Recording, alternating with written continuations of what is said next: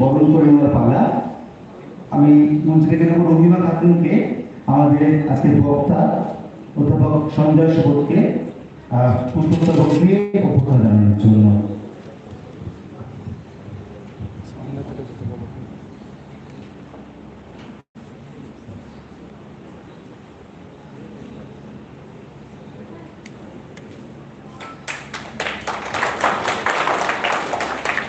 এবার পুষ্পস্তবক দেওয়া হচ্ছে আজকে সভানেত্রী অধ্যাপক সুচন্দ্র ঘোষকে। তুলে দিচ্ছে পুষ্পস্তবক অর্পিতা সরকার।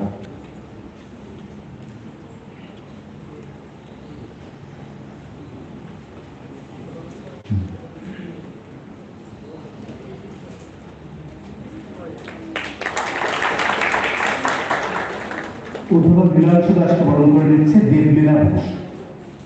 দেখবেন ব্যাটসম্যান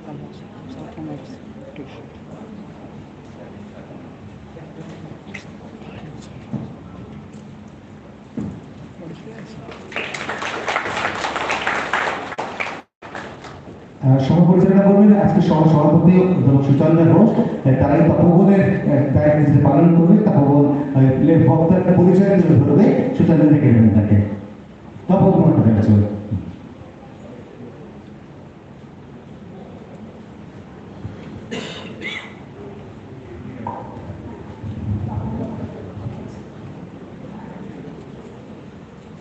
নমস্কার। আজকে এই সভায় সভাপতিত্ব বলতে আমার একটা কেমন লাগে। যাই হোক, সভা পরিচালনা করতে পেরে আমি খুবই খুশি। তার কারণ সভার আজকে যিনি বক্তা তিনি আমার অত্যন্ত প্রিয় বন্ধু এবং কলিগও বটেন হায়দ্রাবাদ সেন্ট্রাল ইউনিভার্সিটিতে। কিন্তু আমি একটা কথা আজকে না বলে পারছি না, কাল থেকে শুধু আমাকে পরিচয় করানো হচ্ছে হায়দ্রাবাদ বিশ্ববিদ্যালয়ের অধ্যাপক হিসেবে। আমি কিন্তু কলকাতা বিশ্ববিদ্যালয়ের প্রাচীন ভারত ইতিহাস ও সংস্কৃতি বিভাগে 20 বছর পড়িয়েছি।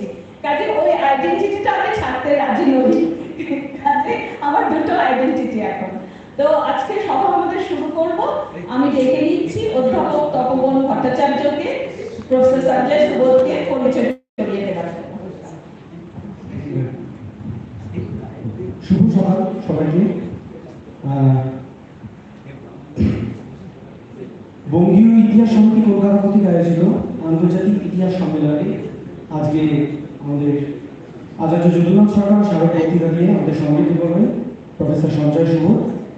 প্রফেসর সঞ্জয় সুবোধের পিএইচডি গবেষণা আলিগড় ঘরানার ইতিহাস চর্চার উপর। 1993 সালে স্যার কুরুক্ষেত্র ইউনিভার্সিটিতে লেকচারার হিসেবে তার অধ্যাপনা জীবন শুরু করেন। এরপর 2005-এ ইউনিভার্সিটি অফ হায়দ্রাবাদে ইতিহাসের অধ্যাপক হিসেবে তিনি যোগ দেন। বর্তমানে তিনি ওই বিভাগেরই প্রফেসর অফ হিস্ট্রি। ইতিহাসের অধ্যাপনার পাশাপাশি ইউনিভার্সিটি অফ হায়দ্রাবাদের কলেজ ফর ইন্টিগ্রেটেড স্টাডিজের ডাইরেক্টর স্যার। স্যারের গবেষণার প্রিয় বিষয় হল মধ্যকালীন পুরাতত্ত্ব, সংস্কৃতি চর্চা এবং মধ্যকালীন ভারতের বিজ্ঞান ও প্রযুক্তি চর্চা। 2015 ইন্ডিয়ান হিস্ট্রি কংগ্রেসের 76 সেশনে মিডিভাল ইন্ডিয়া সেকশনাল প্রেসিডেন্টও ছিলেন স্যার। স্যারের হিস্ট্রি কংগ্রেসে অ্যাড্রেস ভাষণটি knowledge technology and building construction in medieval India শিরোনামে প্রকাশিত হয়। সম্প্রতি স্যারের সবথেকে গুরুত্বপূর্ণ প্রকাশনাটি হল nature knowledge construction and medieval archaeology revisiting the barrage of the medieval capital city of Mandu. খুব সম্প্রতি প্রকাশিত হয়েছে উর্বি মুখোপাধ্যায় এবং সুচন্দ্র ঘোষ সম্পাদিত এক্সপ্লোরিং সাউথ এশিয়ার আরবানিটি গ্রন্থে, যেটি গতকালই প্রকাশিত হয়েছে। এর পাশাপাশি কলকাতার এশিয়াটিক সোসাইটি থেকে বিলা মুখার্জির সম্পাদনায় প্রকাশিত order or disorder in Asia গ্রন্থে the medieval Deccan state building construction and a new order a study of hydrology in continuity and change শিরোনামের একটি গুরুত্বপূর্ণ প্রবন্ধ স্যারের প্রকাশিত হয়েছে। খুব সম্প্রতি স্যারের দুটি বই প্রকাশিত হতে চলেছে। প্রথমটি আরবান এভিলিয়েন্স শেডস ইন ইন্ডিয়ান হিস্ট্রি, দ্বিতীয় বইটি হাইড্রোলজি ইন মিডিভাল ইন্ডিয়া। স্যারকে এবার আমি লেকচার শুরু করার জন্য অনুরোধ করছি। Sir please.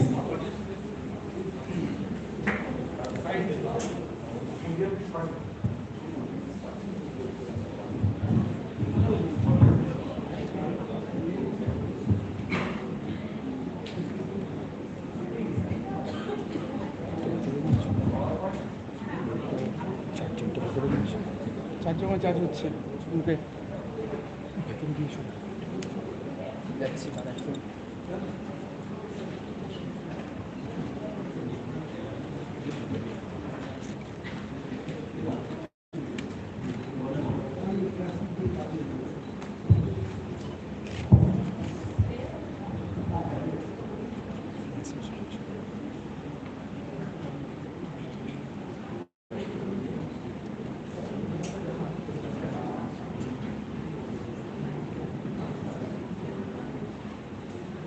চার্জ শেষ হয়ে এসছে একটা দাগ আছে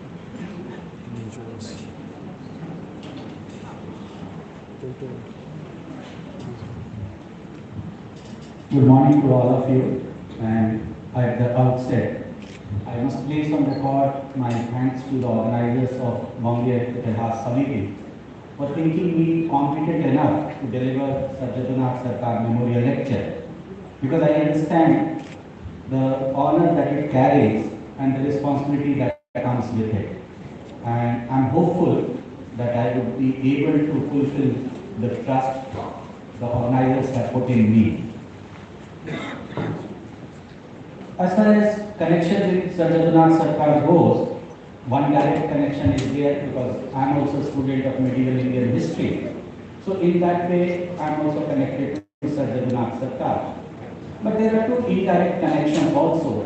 One, I was also born in the city where he taught.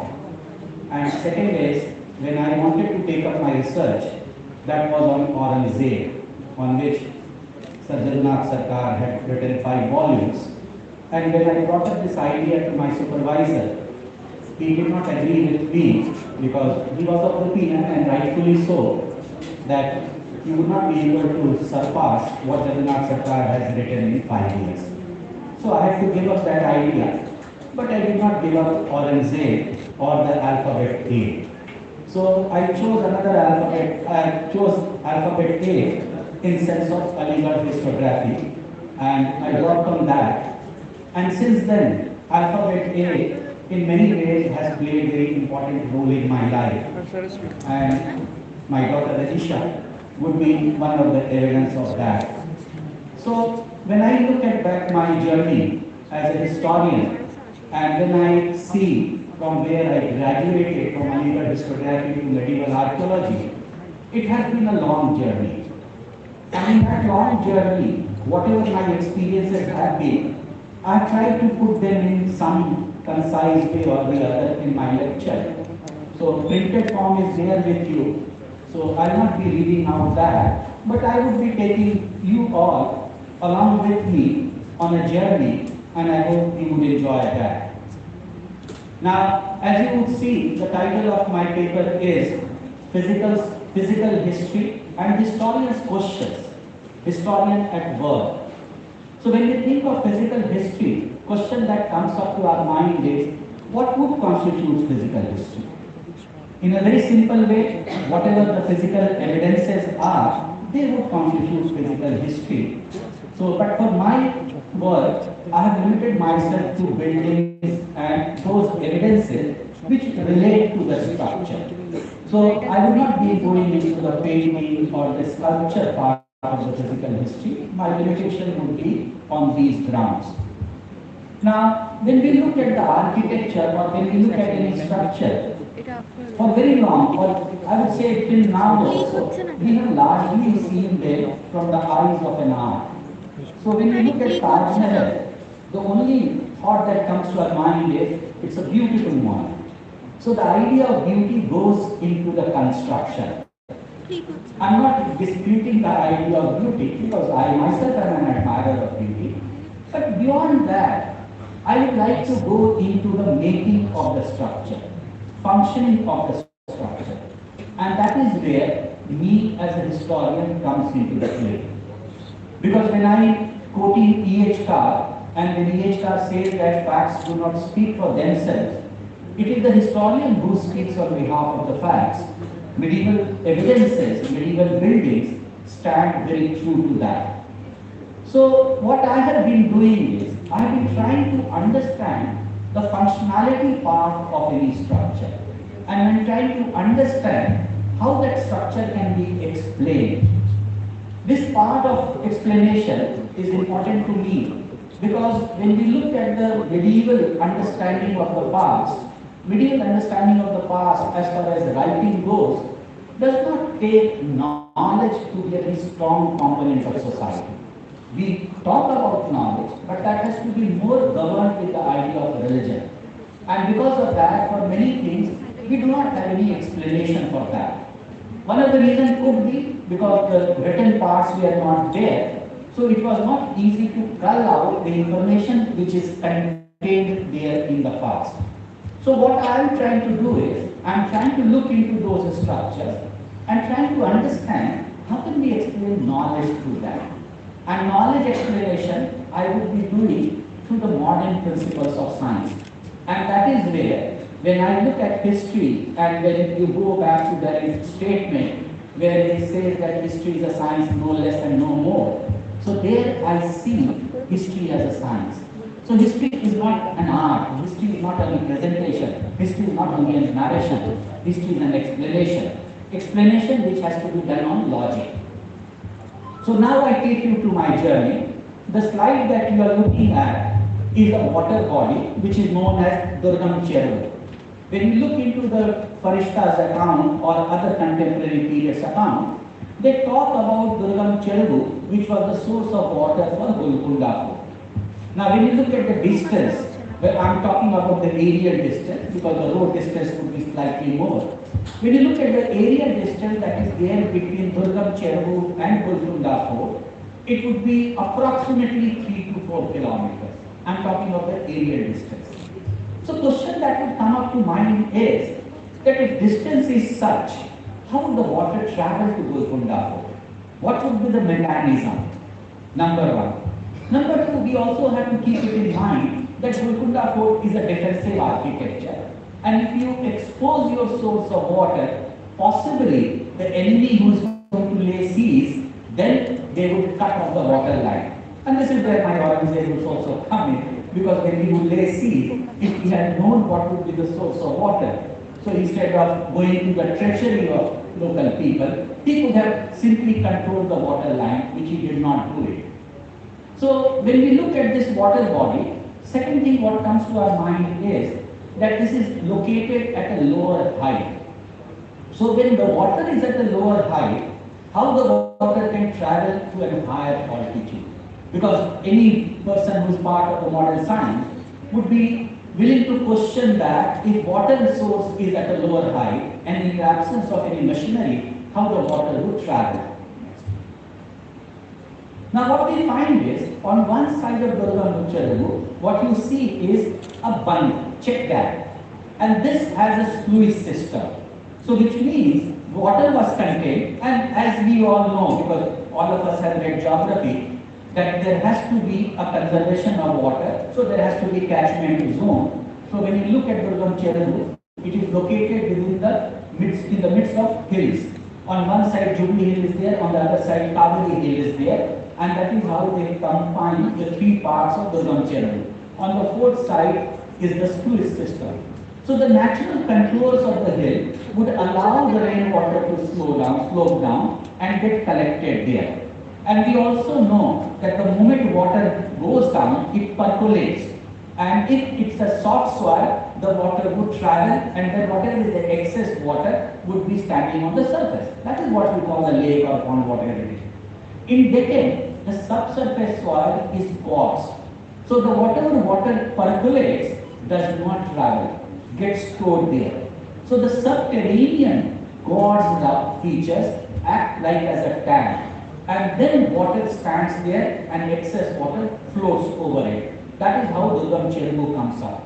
So in order to control that water, they had sluice system, and then whenever they wanted water to be flown out, they would open the sluice system and water would flow out. It would be having the same mechanism what you have in the dams today. So when you open the dam gate, water comes out and then goes out. Next. Now when the water comes out, it was collected in a tank, and from that tank, water was made to flow through an open pipeline or channel. As you can see in this also, these are all very old remains of channels. and possibly they do not exist today, because photograph that you are looking at is probably 14 years old. And since then, what government has done is, they have laid down a cable bridge there. They have totally decimated the hill which was beyond sewage system. So I have not been able to go to that part, but my common sense says all these evidence would have been lost. Now when you look at this channel, what you find is, this channel has an ascending feature. It is not a normal, it's not in the plane. It goes up like this. So the water which was coming out goes into the channel and then has to travel up. This is the extension of that pipeline. You can see the gradient, ascending gradient. Next. Now once water travels, then at some point it is traveling an open channel. The moment it comes out of the hill, it has to be covered. And then it passes through the Qutub Shahi tomb area and then has to finally climb up to the Golconda Fort area. Next. Now once it comes out of the Qutub Shahi tomb area, this is the channel that is going to take water. Here also you can see the gradient. Next. Now, here what you should also notice is that the dimension of the channel is decreasing. Because what you look at the channel dimension, it is slowly going to decrease. So what happens? Water comes out of the Cheru, gets collected into the tank, then goes to the pipeline channel, and then comes out, goes to the covered pipeline, comes out of Qutub Shahi tomb area, and then it has to travel up. And when it is traveling up, again the pipeline dimension is decreasing. And this is where historian comes into play. So historian has to ask question, and that is what I also did. I said first question was that if Durgam Cheruvu is located at a lower height, how the water is going to travel? Since I am blessed with modern science and gadgets which are products of modern science, so I used a GPS system. And when I used a GPS system, I found what appears to be visibly a lower height is actually 25 meters higher in altitude as compared to Golconda Fort, where the water is going to enter. This is one. Second, what important thing is, how does this water travel? And if you can recall, for example, you are sitting on the first floor of your building and your tank is located on the top floor or the terrace of your building, and water sump would be on the ground floor. So what happens? In the morning, the chaukidar or someone who is assigned the duty would switch on the tulu pump, water would go up, get collected in the tank, and then water would come down and then come up. So as and when the water level goes down in the tank, the upper floor people would not get water. So this mechanism of travel of water is known as principle of stiffening. This is what was done during medieval period also. They used principle of stiffening to make water travel. But the problem was, the distance was almost 3 to 4 kilometers. So principle of stiffening would not be sufficient enough to take water to that height.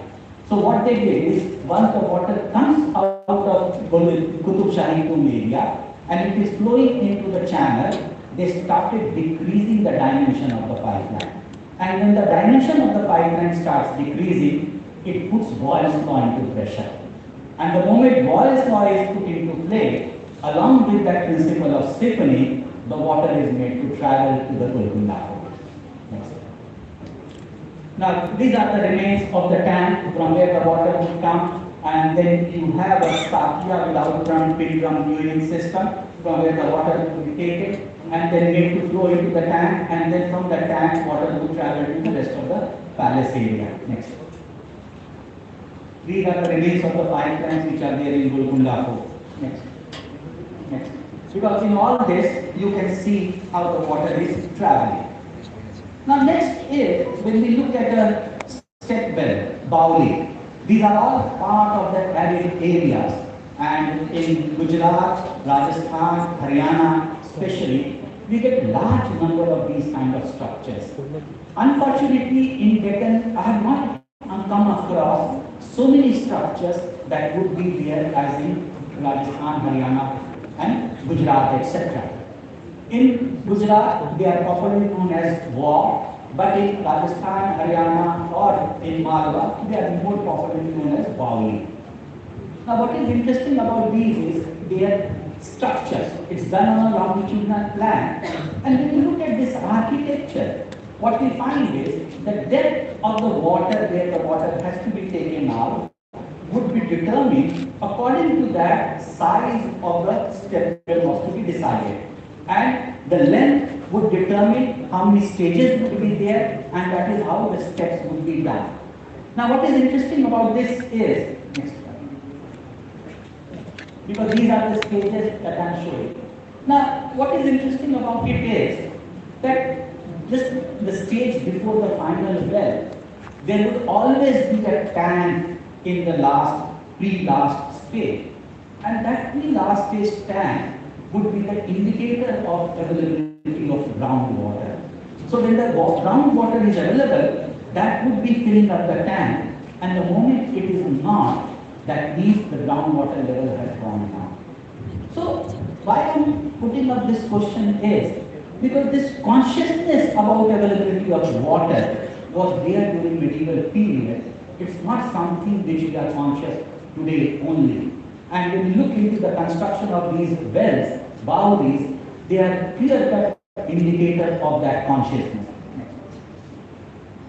These are showing the well and the tank. This is the tank, and just after that is the well. Next. Next. Next. Next. Next. Next. Now from Golconda, let me take you to another part. So what we saw in Golconda is that there would be channels, open or covered channels, and which would be taking water from one point to the other. Now interestingly, in the Deccan, we have another dynasty which is known as Bahmanis, and like Qutub Shahis, they also come from Persia, but they follow a method which was quite different from what Qutub Shahis followed. Now what they did is, they employed a Persian system, ancient Persian system, to make water travel from one point to another. And this ancient Persian system was known as Kanal. Another name for it is Karez. And it goes back to 500 BC in history, where they get examples of Kanal system. This Kanal were subterranean channels dug almost 50 to 60 feet below the surface, and they were done on the gradient, so that using principle of stiffening, water was made to flow. So when you look at the top, this would be all plain land. You would not realize just below it, almost 60 feet below it, there is a channel which is collecting water and carrying it to the desired point. Now this, what I am showing you, Kanat, is part of the Beaver. This kind of example we have found in Burhanpur also, and little bit of it is in Gulbarga and Bijapur also. But Beaver and Burhanpur are the extensive system of canals that we have found. So what they did is, they would use the canal, and canal would not be a mortar structure. It would be a clay, because this has a laterite soil, so you can say the redness of the clay that is there. And as clay comes into contact with water, it becomes soft. But even then, it doesn't break, it doesn't collapse. That is the interesting part of it. So they dug canal, and then they made water, because in Beaver, water traveled for almost 14 to 15 kilometers before it reached the city or the palace area. They had number of water bodies using water bodies which was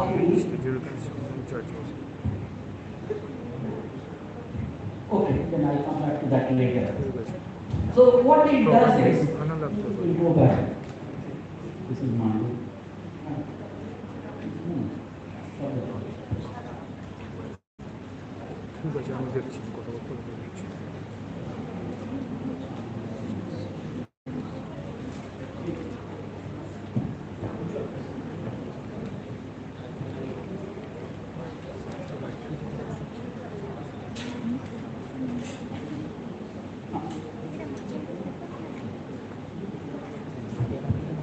So water which comes from the canal comes to the Beaver Palace area, and in the Beaver Palace area, the part of the palace which is known as Tarkash Mahal was the place of hydrology. Now in this, what you would find is just where the cascade is, where the water is made to flow, on the left side of it where you can see a small door. Now that small door has a tank. So when you look into Yazdani's work or other earlier works, it talks of it as a mother well. So as a historian, when I looked at it, the first question that came to my mind was that all wells are normally circular in shape, where they are not made up of mortar, masonry wells, they are circular in shape. Now this well was not circular in shape, it was square in shape. Now question is, because when we think of a well would be one system which would be making use of the groundwater. Tank is something which has the stored water. Now this structure is actually a tank, because what it does is the water which travels from the canal comes to the structure, gets collected in the tank, and then it is supplied to the rest part of the Fort Palace area. Now, why they did it in square shape? Because when I used my understanding of mathematics, then I found out that the area of a square is more than the area of a circle. So length and breadth is more than pi r square. So if area is more, the tank would be able to contain that water more, and then you can use it. So when we look at medieval structures, as I have been saying, because when historian is at work, historian has to ask those questions. I'll come back to this later on. I'll show you another slide, another structure, which is again part of the arid area, which is related in Mandos, and part of this study has been already done in a book. So, go back.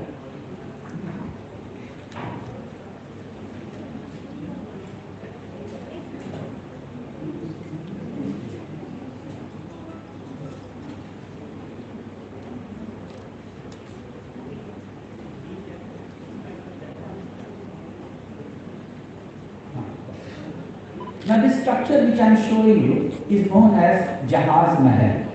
As the name shows, it's like a ship and it's floating in water. So back side also it has a water, front side it has a water. Back side the water body is known as Munjtala, and the front side water body is known as Kapurtala. Now what it does is, Munjtala is a natural water body, takes out water and then supplies to the rest of the palace area. Now, what I was doing is, I was looking at the architecture from the point of an art. So when I looked at it, naturally from the facade, the building looked to be good, looked to be beautiful, but what appeared to be double-layered structure is actually multi-layered structure if you look at it from the back. So from the front, it appears to be double-layered structure. From the behind, it is multi-layered structure. So which itself means part of the building would have been submerged in water. Next. Now this is what you can see from behind. You can see the water body, and you can see the part of the building which would be submerged in water. Next. Now another part is that when you look into the building, what you find is, because if you are facing Jahaz Mahal, on the right side, on the first floor, you would find these kind of tanks. Now, these kind of tanks, which is known as Diya tank, is like a earthen lamp, and one can see the beauty that goes into the construction, because you can see the curves and the way it has been designed. But as I said, I go beyond the art, I go beyond the beauty. So the question that would come to my mind is, why that structure was done that way? And then, next. Another thing that also comes to my mind is that when water is going to travel, because water is picked up and then made to flow through the channel, which is at the top, goes through that pavilion and then crosses that pavilion and reaches the other part of the building. Now before it reaches the other part of the building, then water also comes down and it flows into the front garden area, which you see a small tank also there. You can see a small tank and you can see a big tank. That is a big tank, and just before that there is a small tank. Just before that.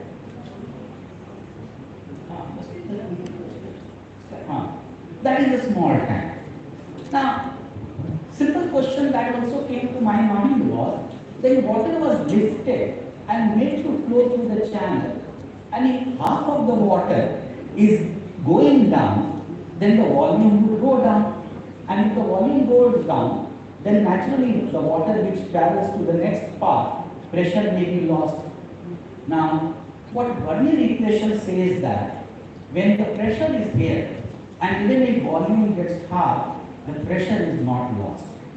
And this is what was employed by your Khaljis who ruled Malwa at that point of time. So the water go through the channel, same volume travels with the same pressure even when the water gets half and it goes down.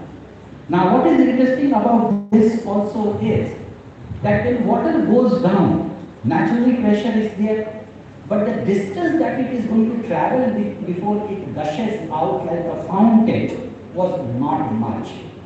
So how do you make a fountain work?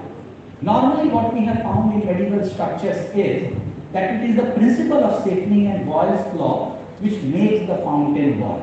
So what they would do is, water would be collected at the top, and then when the water is made to fall down, gradually the dimension of the pipeline will get decreased.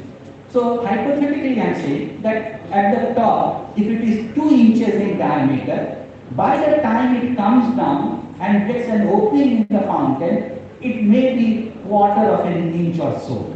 So volume is there, pressure is there, and because of principle of Stiffening, it would gush out like a fountain. That is what we normally find. In order to happen that, distance has to be there so that principle of Stiffening can work out. So here what they do is, since distance is not much, they put capillary pressure in. Now what is capillary pressure? If you can recall your bathtub or your wash basin, what you would find is in the middle where the drainage is there, it would have a cap. So just cover it up with the cap and fill it up with water and then just pull out the cap. What you would observe is water gushes into the bottom with a sound. Now that pressure which is built in allows water to go. That is capillary pressure. And that is what Malwa rulers were doing with this. So this is small tank, what you find is putting capillary pressure into play, and using that, Vernier equation allows pressure to be maintained, and then they put capillary pressure, and that capillary pressure makes water gush out of the fountain even though distance is not much. In the earlier structures, maybe next we can go. Like this or BR tank, what you find is what comes out as an art, the beauty which goes into the construction is actually done to make water run. So if water is running in a straight line, whatever impurities it carries, it would be carrying with it. Second thing is, over a period of time, if it does not have a gradient, then pressure would be lost. So what these curves do is, they put pressure into the water and they catch hold of impurities. So when the water is traveling like this, so at the corner, impurities would be caught and the pressure would be put into the water, and that is how the water would run. So this is your simple architecture which is putting knowledge into play and then making water run. Now, what you are looking at is actually how the water is coming inside the Jahaz Mahal. From which talab it is coming, and what you see at the corner, there would be a mechanism, chalice, which would be fitted there. Water would be lifted and then made to travel to the top of the terrace area. Next. This is the part of the channel which makes water run through the Jahaz Mahal. This is the capillary pressure tank that I was talking about. Now, as you see, because this is part of the perihelion through which water travels, and then as you can see, it is not straight. So it is putting pressure into the water and catching hold of impurities before it is allowed to proceed further. Next. These are part of that only that I was talking about. Next. This is again Munj Talab water coming into the Kapur Talab, and you can see how the water is made to travel. What would be appearing to you is only the water. Next. Now this is another important structure, and this is Rani Rupmati Pavilion, again located in Mandu. Now there are different histories about it, so I will not go into it what would be the purpose. What I am interested is in water. So like many Rajasthani buildings or Gujarati buildings, it taps the terrace water. So whatever water, rain water comes, gets to the terrace, and from the terrace it is made to flow down. Now as you can see, from the terrace, you would see the water is getting collected, and at every corner there will be drainage system which would be taking water to the next layer below. Next. These are the points from where the water would travel down. Next. Again, same. You can see the points, etc. Now, when you look at this, water travels down, and there are remains of pipeline cover. Water would travel into that, and then further go to the next layer. Now over here next. Over here, I don't have remains, but what they did is, before water proceeded into a larger tank, there was a smaller tank which was possibly the purification tank. Purification, we have examples or evidences which suggest either sand or wood ash, etc. would be used to catch the impurities, and then water would be allowed to travel. Next. Now when water finally gets collected, then that collection is in a tank.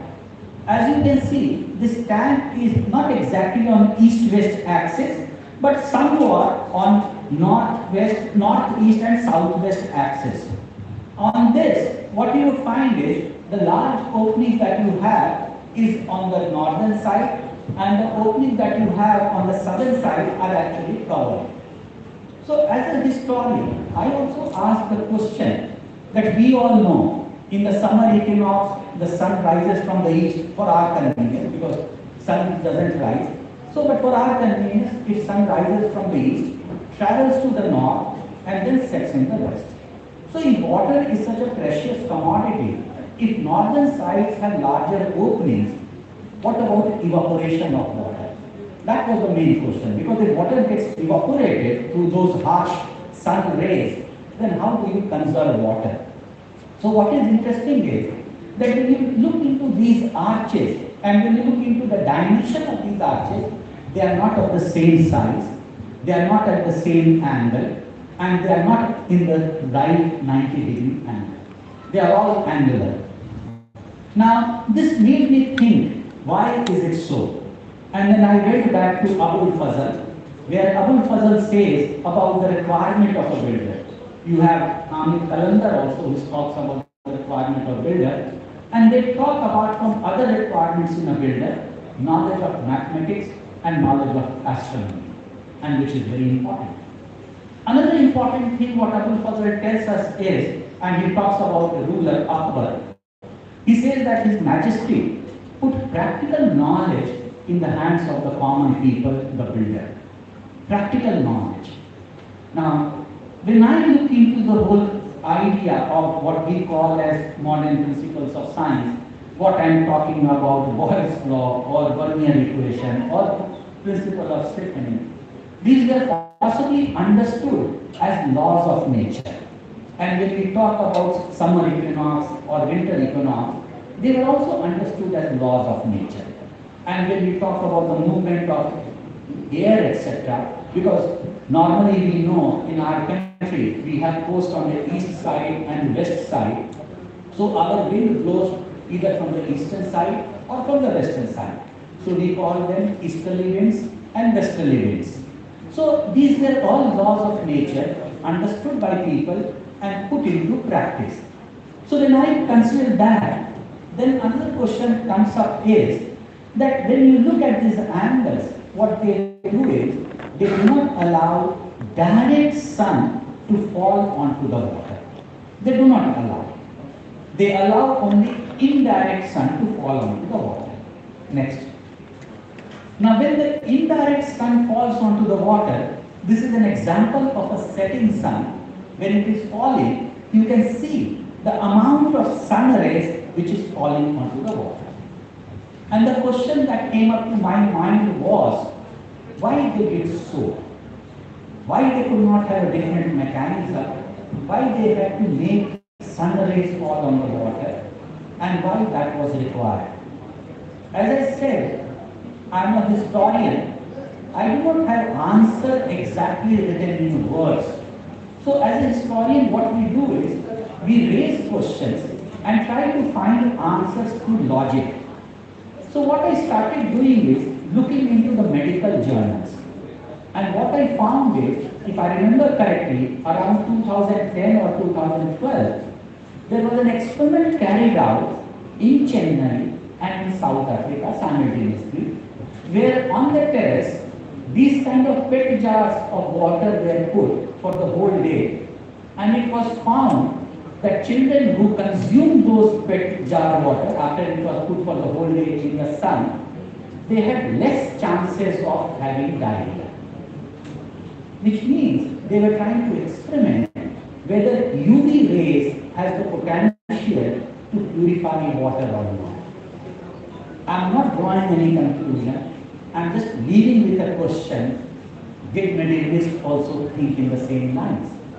And that is why, as I say, historians' questions become important, because all the time we may not have the answer, but we can always have questions which can allow a future historian to work on.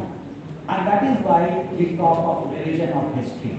Revision of history not in the sense of ideology, but in the sense of academic discipline. Next.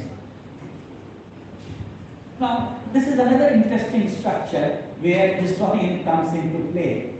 This structure is located in Bidar, and this is known as Gagan Mahal. So when you look at Gagan Mahal, it is on a north-south axis. Northern part is closed in the sense it's an extension of a building. So northern side is totally covered, and the southern side is there, and then eastern side is there, and the western side is there. So actually, the building would be on a south-western and northeastern, this kind of diagram. And the building is known as Gagan Mahal, and as the name resembles, it's a sky palace. Okay. Now the entry to this building comes through a corridor, and the corridor is not again in a straight line. Corridor is curved, and the building, the enclosure itself comprises of three parts. The first part through which we enter has only two openings in the ceiling, and the next part and the last part have openings in the wall. As you see, I am showing you the extreme left part and the middle part of the building. Extreme left part, you can see the two opening niches are there, and on the left you can see the big arches which are there. And in the middle part you can see the one enclosed niche which is there. Next. Now this is the corridor. So when you look into the corridor, it has around 7 openings in the southeastern wall. On the southwestern wall. So when you look into this opening, these all 7 openings are not on the same lines, are not of the same size, and are not at the same angle. They are at different angles, different dimensions, and looking differently. What all of them have in common is that they have a depth in that, what we call as width corridor. Next. As you would see, the one part that you can see, which is grid, actually it was not grid.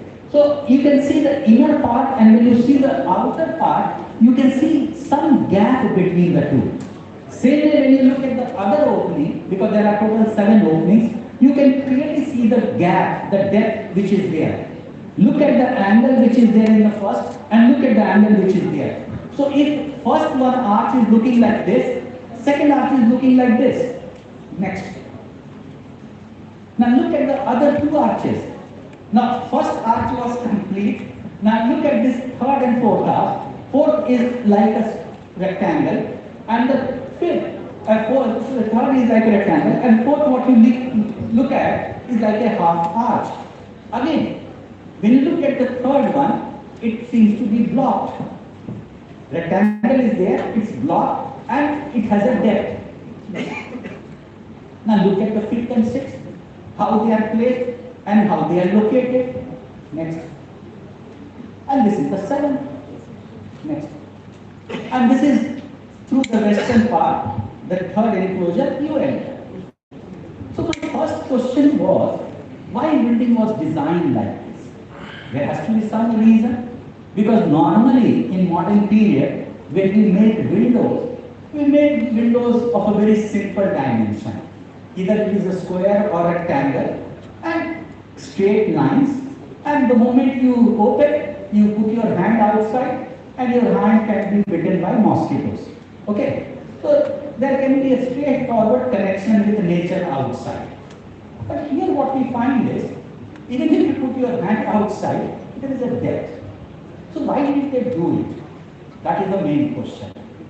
And on the inside buildings also, 7 openings on the corridor, and then you have 5 openings inside the building. Why did they do it? That was the question before me. As a student of history, because when we talk about history, knowledge of history is not complete unless we talk of ancillary sciences. And ancillary sciences, and when we say history is mother of all knowledge, it means it has to take into account any knowledge which is there in it. So what I did is, I took the knowledge of physics into understanding the architecture of a medieval period. And what I found is, it's a simple method of applying combined gas law. What happens in combined gas law is, if volume is more, pressure is more. The moment pressure is more, temperature is less. And this is what actually medievalists did. Air which is outside, vacant, hot, it is not humid like your Calcutta, but it is hot, dry heat. Air is outside, air has to be brought inside. So here what they did is, the volume which is there outside is made to come through those openings. So if it is right angle, the moment it comes like this. But the moment you have it an angular, at the very first instance, pressure is applied. So the first point where the air has to enter, pressure has been put into place, temperature drops. Then again it has to travel through the corridor, then enter the enclosure. Second point, again pressure is applied, temperature is dropped. Now this combined gas law application you would find practically in all medieval buildings. And this is what they did. And this is what we found, that in the other method, you have simple application of combined gas laws, nothing else, and the structure would be a cool structure. There would be other methods also, I am not going into that, but I am just talking about one method which is simply using air and regulating the flow of air inside the building, and you can have a cool air blowing inside. I recall my own university, Punjab University, Chandigarh, which was designed in 1950s, and the French architect Equinox. If you come to my department, Arts Block 2, what I now recall, at that point of time probably I could not appreciate it, in the wall, when they made the split was not 90 degrees. Split was not open. It was angular with a corridor. And this is what was done in 1950. And that is why in Chandigarh, I remember now, corridors were not hot. So today, as I said, because history has its own value, because as a teacher, when we talk to students about purpose of history, use of history, we say history makes a man wise. But in what way, we are not able to explain. And this is where historians' question is. Historians at work is, you have to explain how you can be wise. Not much is required to be done. You can simply, slightly spend a little bit more, but you can do away with your fan and air conditioning system by simply regulating the air inside the building, and maybe for most of the year you may not require any AC or any fan. Good example would be your Victoria Memorial. If you go there, sit on the wooden bench, where the cross ventilation of air is, you can feel the air hitting you. These are simple things which we can do, and this is what history tells us. Next. These are, as I said, the enclosure which is near the entrance has these two openings in the ceiling. Again, simple knowledge of physics. We inhale oxygen and exhale carbon dioxide. Oxygen is heavy, carbon dioxide is light. So the hot air, the warm air would be light. So these openings are given in that enclosure so that the moment the cool air is flowing around, there has to be space for taking the hot air outside. Just remember, today when we are making our flats, we have done away with the system of ventilation. We have done away with the system of ventilation. Fine, when you are using AC, maybe you do not need a ventilator. What about fans? So these are simple things which we can put into practice. Next. These are the niches which are there on the wall that I am showing you. Next. Now, next, this is the percussion. Now, what they did is, because this was again a system which was practiced in West Asia, and this is what we followed, we find or being followed here. So the tank which is there, holding water, also makes up as a common wall of a basement which is located in percussion. So what they did is, that the basement which is made up of, they gave an opening into the basement, like in Jal Mahal, from the east side and the west side. So they made easterly winds or the westerly winds flow inside the basement, and one side of the wall is actually cooling, radiating coolness inside. So the air which is coming in a pressurized form was having reduced temperature. Since it gets into contact with the coolness of the wall, it further cools the area. And then what it does is, on the top, because from the outside, the basement top would be the niches like this, the hot air has to go out. So the percussion, the upper part works as a system of hydrology, and the basement part of it, using the tank of the canal, works as a cool chamber. Next. These are the remains of canal which come inside the percussion. Next. This is the square tank that I was talking about. Next.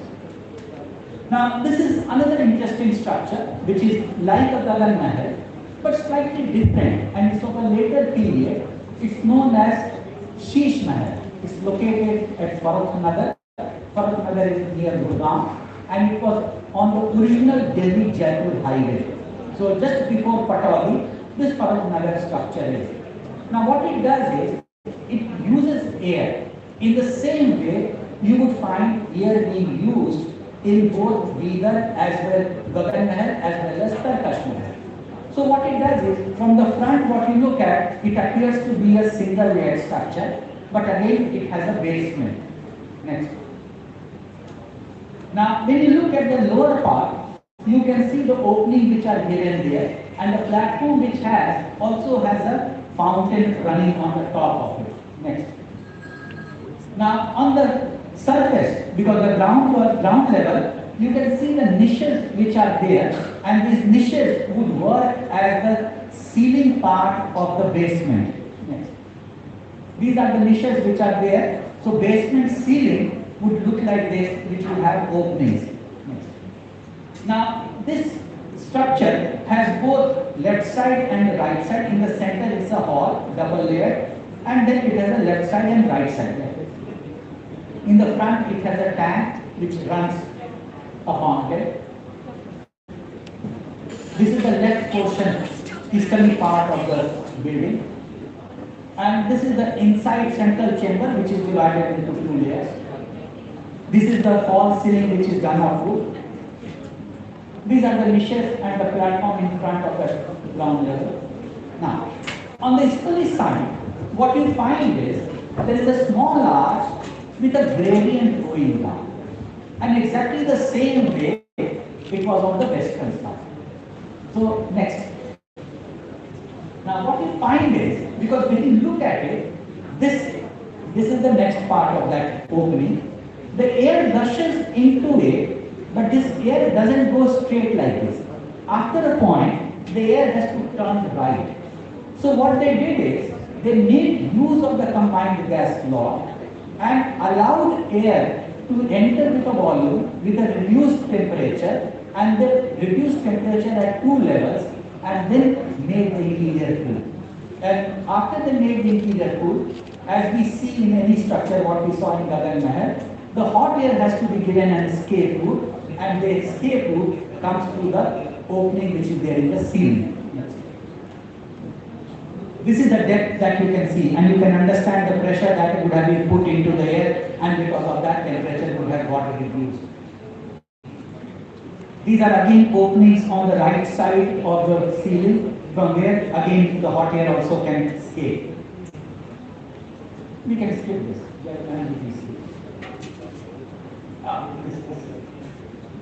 Now, this was another interesting structure for me, because when I went to Hyderabad for the first time, I visited Qutub Shahi tomb area, and I visited this structure which was a hammam, and Yazdani way back in 1910 had labeled it as a mortuary bath. Now, first question that came to my mind was that if ruler died in Golconda Fort, why he was to be given a bathing in the Qutub Shahi tomb area? Because my understanding of any religion says that an unclean body cannot be taken out in procession. And what we find is that in Golconda Fort, near Bala Hisar Gate, there is actually a mortuary. So that was the first question that I put into my mind. Second question was that if it was a mortuary bath, and what I look at it, it's a steam bath system. It's a steam bath system. So I can understand a dead body being cleaned by either hot water or cold water, but why would a steam be used? Because we all know, in order to steam bath, you need to have active cells. Because if your cells are not active, it would not perspire, dirt would not come out. So there had to be no requirement of a steam bath. So because of that, my answer was that it cannot be a steam bath, it cannot be a mortuary bath. Because that is where I understood my historian understanding and historian to be at play. Then I put into understanding why there would be hammam within a tomb complex. And our understanding of history says that when you look into the development of tomb architecture from the individual standalone structures, when it comes up into a complex, it is known as Rosa. And the concept of Rosa, which is taken up from Quran, which takes up from the concept from Bible, talks about the paradise on earth. It talks about the plants, talks about the fruits, etc., talks about how the dead man should have a feel of paradise on earth. In that context, having a hammam, a luxury, was a necessary structure of a rosa. Now, when you look at it, because again, it is on a north, south, east and west axis, the opening that you are looking at is on the southern side.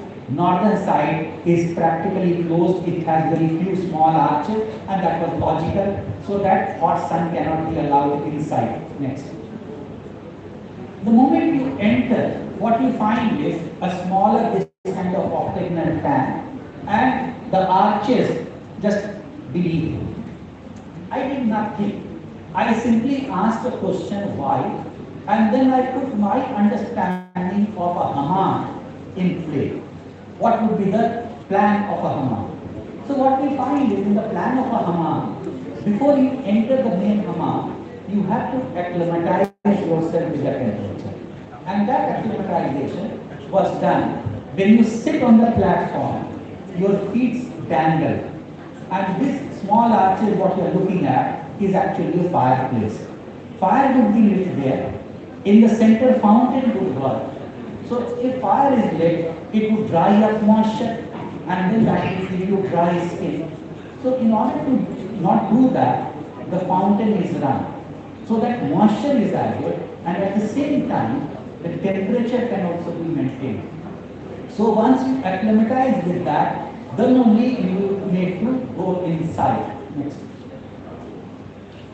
Now this is your entry from the acclimatization chamber to the next chamber. And this is not very difficult because when you look into the plan of Ahmad, it would explain how the next chamber would have tanks, etc., etc.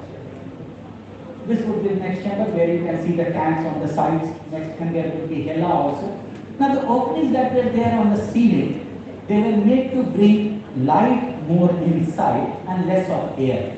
So they were made to work so that if they are covered, they do not allow escape of air, but they would allow air, light to come inside. Same way when you see apertures in the ceiling, they were made to allow light to air come inside, but at the same time, they were also bringing pressurized air inside because it works on the same philosophy. This is the northern side. You can see the opening that has been written on the northern side. This is the hela from where the dirty water has to go out, which would work as a toilet. So this is the main platform. The kulhan was located just below it, and then the water which was heated up would add to the temperature, the platform would get warm, and then whatever steam was generated was made to come out of the small niches which were there in the wall. Next. You can see the small holes which are there in the wall. Those were points from where the steam would come inside, and the whole area would be filled up with steam. You have steam bar, then take bar, and then go out. So when we looked at all this, as I said, because document doesn't talk about anything. So it is the historian who has to ask question. Okay, holes are there. For what reasons holes are there? In the tanks also, because next. Now you can see how the holes are there for the coming in of steam, etc. Next. Now in this, what unfortunately state archaeology has done is, because all the tanks, you would find two holes. One hole would be of large size, one hole would be of small size. Now that would be indicating about the hotness or the coolness of the water. The larger hole would always bring in cold water, smaller hole would bring in the hot water. What they have done is, they have labeled everything and made it of the same size. So as a student of history, because when I look at the difference in the size of the hole, I have to ask a question. It is not only a question of supply of water. If supply of water has to be of the same nature, then why difference in the hole? And that is where historian is at work. Next. You can see, if it is of the same size, there they have made it of the same size, actually they were of different sizes. Next. This is around your platform from where the dirty water has to go out. Next. This is the vent through which you can see the broken pipeline through which steam is generated inside. Next. This is the main pipeline through which steam goes inside the Kutushahir Hammam. Now this is another interesting structure which is located in Gulbarga. Gulbarga, because generally we have open mosque, Gulbarga has a closed mosque. And this closed mosque is almost 60 feet by 60 feet, not a small mosque. And it has in the Qibla, in the main area, a large dome which would be of 80 feet from the bottom. And then in between they have small concave holes, domes. This is the larger dome, concave. Next.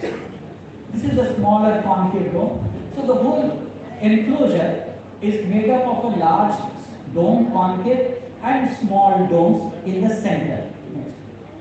This is the pillar where you can see the gypsum coating and the smoothness of the pillar.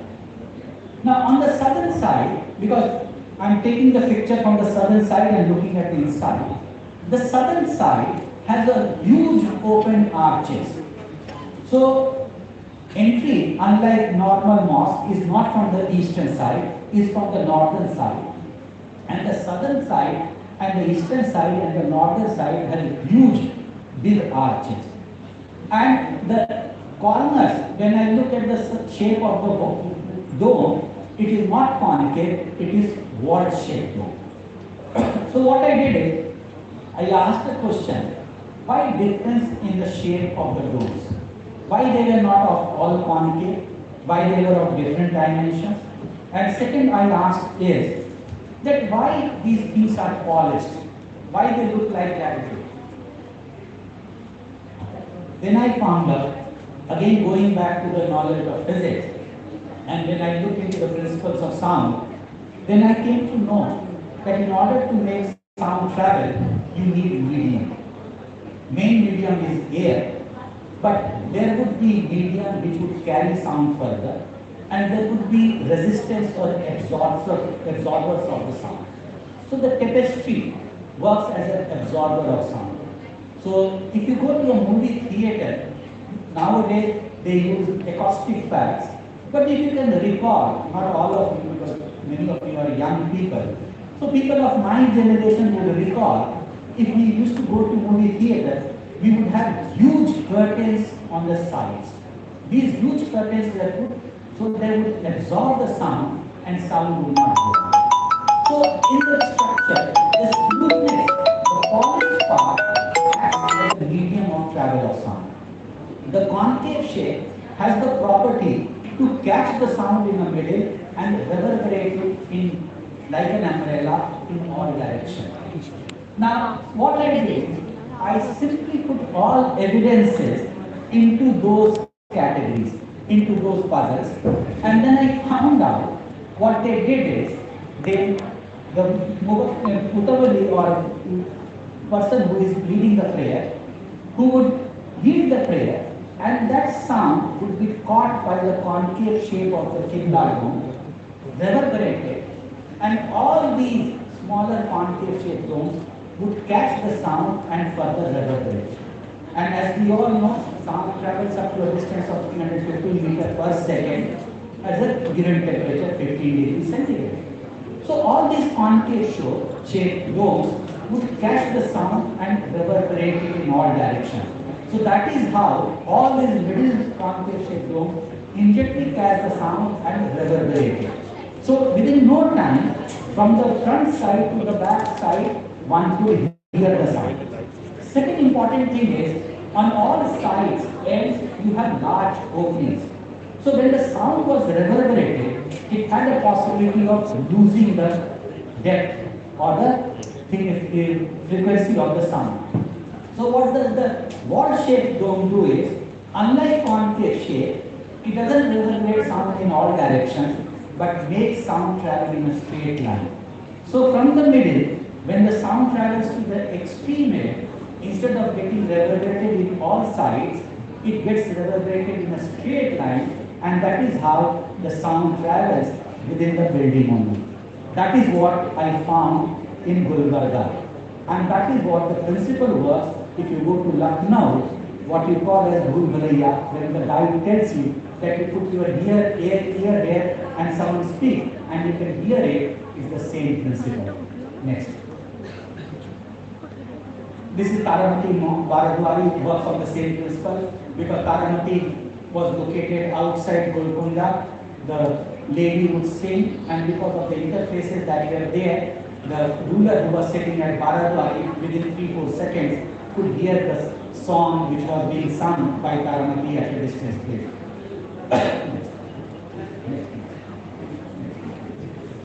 This is Charminar. I just skip it because I already taken one now. Last. Now, this is a very interesting structure because again it is located in Bidgar. Since I come from Deccan, so please excuse me if I am taking more examples from Deccan. Now, this structure which is located within the palace area is made up of wood. Front side is made up of wood and is known as Rangeen matter. Possibly because of the color decoration it has. When you go inside, because this is the northern entry, the arch through which you enter, so what you find is, on all sides, you have arches like this. North side you are entering, and then on the east side and on the west side. So when you enter from the north side, you have a square in between. Next.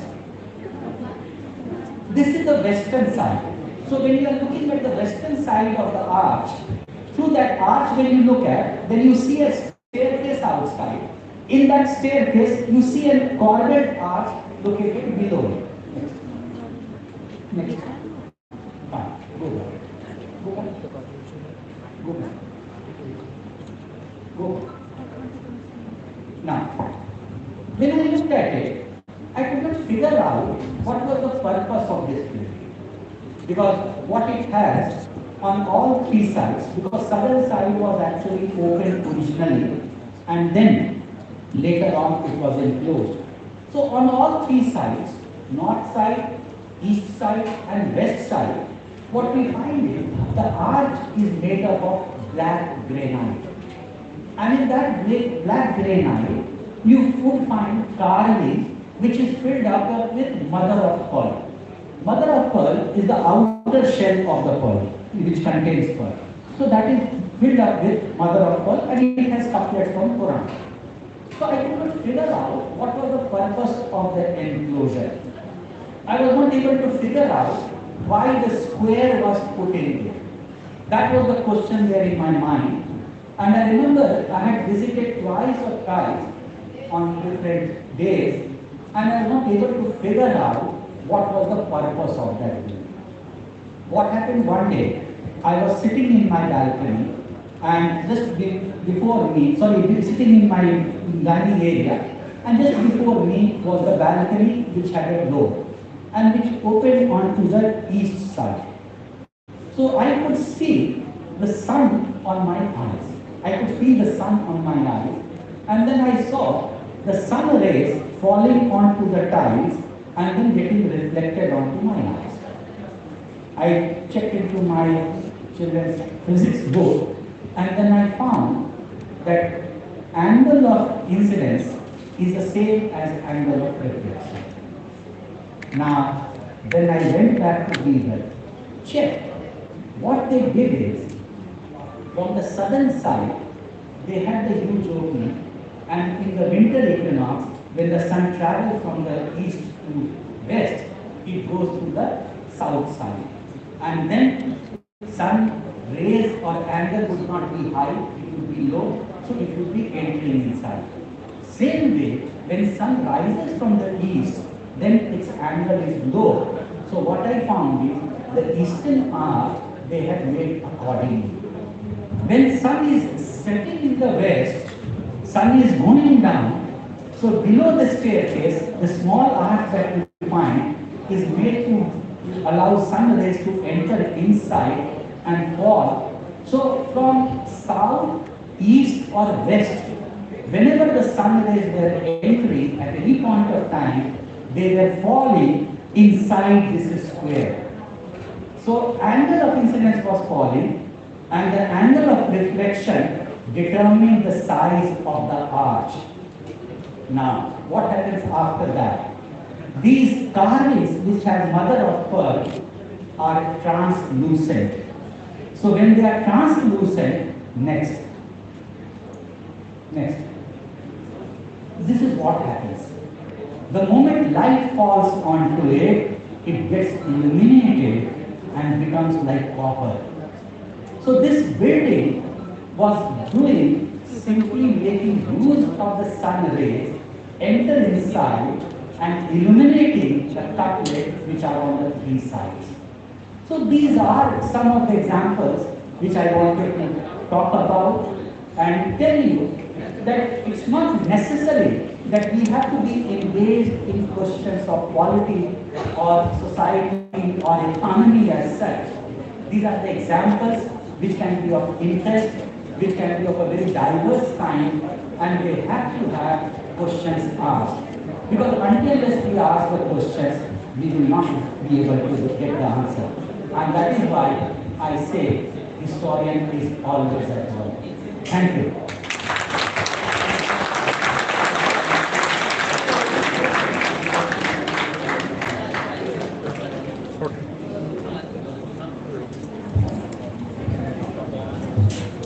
Thank you very, very much, Sanjay, Professor Sanjay Subodh.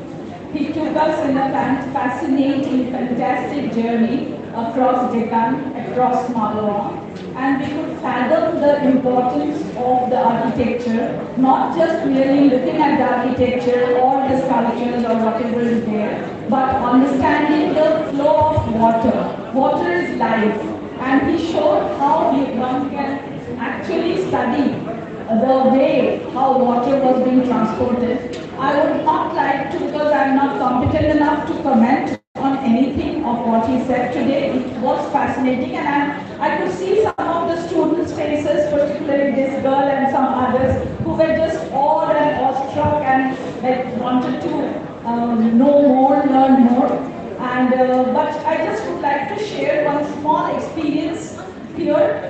ছেলেমেয়েদের জন্য বলছি, কিছুদিন আগে professor সুবোধের সঙ্গে আমি দৌলতাবাদ গিয়েছিলাম, and I must confess it was an experience. Daulatabad fort আগেও গেছি, কিন্তু কি করে এই দৌলতাবাদের উঁচু ফোর্টে নিচের থেকে জল উপরে যাওয়া ছিল, উনি আমাকে ওনার ছাত্রের সঙ্গে হাতে ধরে শিখিয়েছিলেন।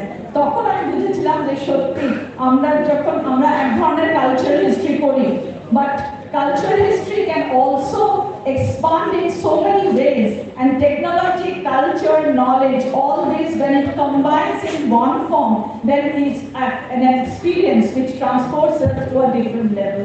Thank you very much. Sir, this is a memorial lecture. We do not have question answers in this following the rule title. So I may now request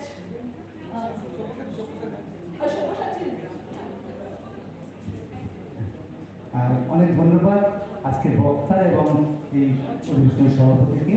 এবং অনুষ্ঠানে ধন্যবাদ জ্ঞাপন করছেন কলেজের পক্ষ থেকে ধন্যবাদ জানাচ্ছি।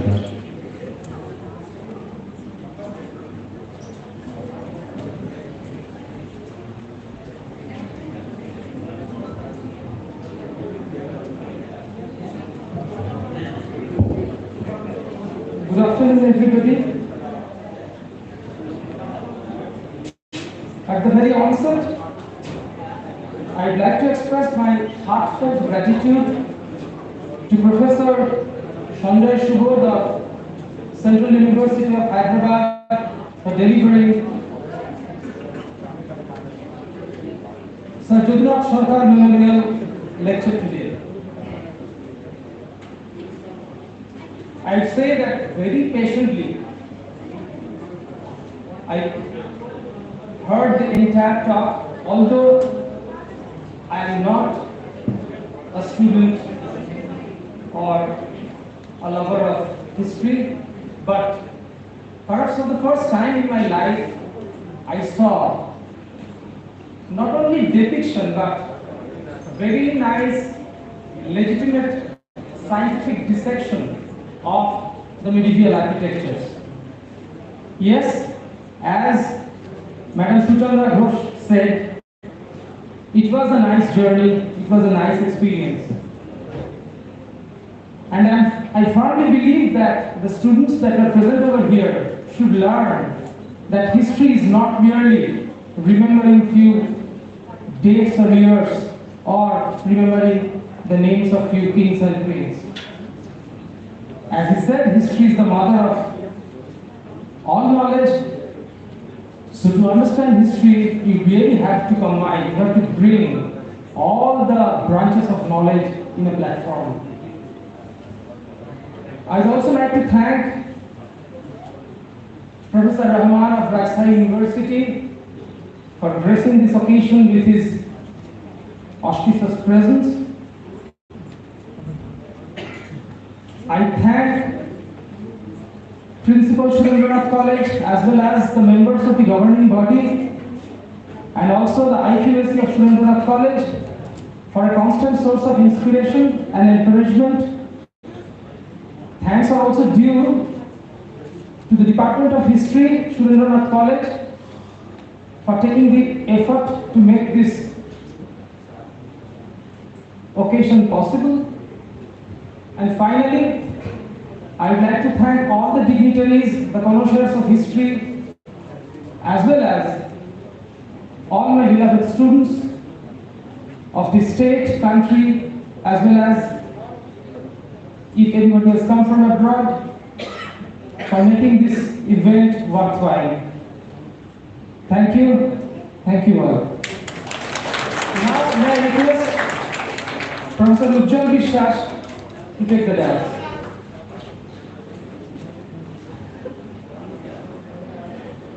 একটি ঘোষণা আছে, আমাদের এই জয়েন্ট সেশন এখানেই সমাপ্ত হলো। এবার আমাদের প্যারালাল সেশনগুলো শুরু হবে। রুম নাম্বারগুলো এবং যে ঘরে যে ডিপার্টমেন্টের লেকচারগুলো হবে আমি একটু অ্যানাউন্স করে দিচ্ছি। মডার্ন ইন্ডিয়া, আধুনিক ভারত কেমিস্ট্রি গ্যালারিতে হবে। কেমিস্ট্রি গ্যালারি আমাদের ফার্স্ট ফ্লোর অর্থাৎ এই floor. Countries other than India, Bharat বহির্ভূত বিভাগ, টার্মিং হল সেকেন্ড ফ্লোর এর উপরটাতে। অ্যানসিয়েন্ট ইন্ডিয়া, এটা একটু চেঞ্জ হয়েছে, প্রাচীন ভারত বিভাগ। প্রাচীন ভারত বিভাগটা এখন চলবে গ্রাউন্ড ফ্লোর ফিজিক্স গ্যালারিতে। Ground floor physics gallery. আর কন্টেম্পোরারি ইন্ডিয়া, সমকালীন ভারত, এটা চলবে